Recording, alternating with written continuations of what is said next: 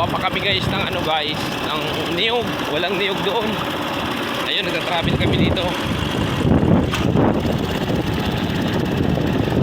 Punta kami doon sa kaibigan namin kasi yung mga niyog doon paglaglagan lang naman. Yung gumagawa ng mga salamin, pupunta natin ng salamin ng bahay baga. Tapos yun, maraming yung kumpare ko doon at magkikihingi tayo kasi matambok lang baga, hindi nila naikagata. Ngayon mapapakinabangan pa namin yun. Doon papas kami doon. Tapos isa pa pupunta namin yung kumpare kong may itikan, may itlog doon, ibigay daw sa followers. Mamaya mamimili tayo, magla-live tayo mamaya guys. Kunin namin yung ano. Yan guys, oh. Dito na kami guys sa may Barangay Loob. Barangay Loob na dito guys. Yan guys, oh.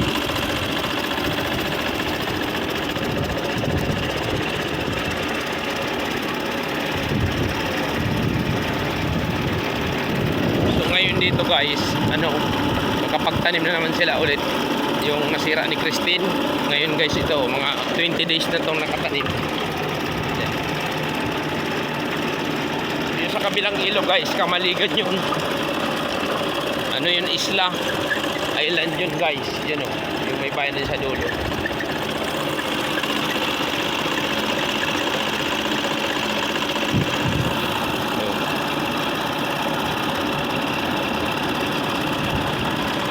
Yan guys, so puro palayan yan dito sa amin guys.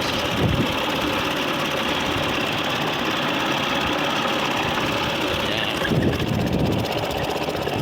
Kuha kami ng niyo guys, niyo.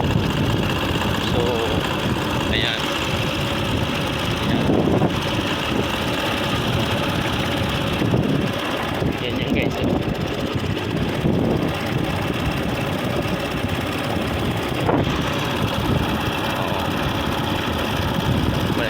Ano na to guys, pa sentro ng ano loob. Yan, yan.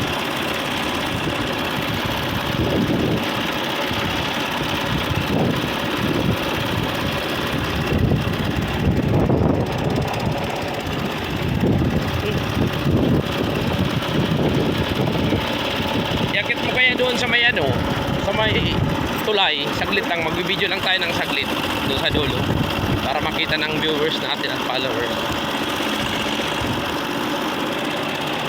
Doon lang, doon no, sa may kulay green. Yan guys, may makikita kayo guys dito. Kaya bang umakyat? Sige, hindi. Sige na dito lang ako. Pakita natin yung ano.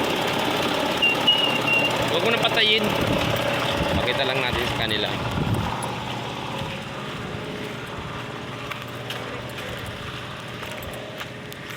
Guys, ito yung pinakamalaking ilog dito guys, sa Gainsa. Nagdudugtong to guys ng ano, Milaor galing ang tubig dun, Milaor. Tapos guys, ito naman yung ilog na Pakabusaw, Camarines guys. Ayan, lawak niyang guys. Nang bagyo guys, inabot pa to ng tubig guys. Ito yan o, ito yung mga sinalanta ng bagyo naman guys. Dagat lahat yan guys.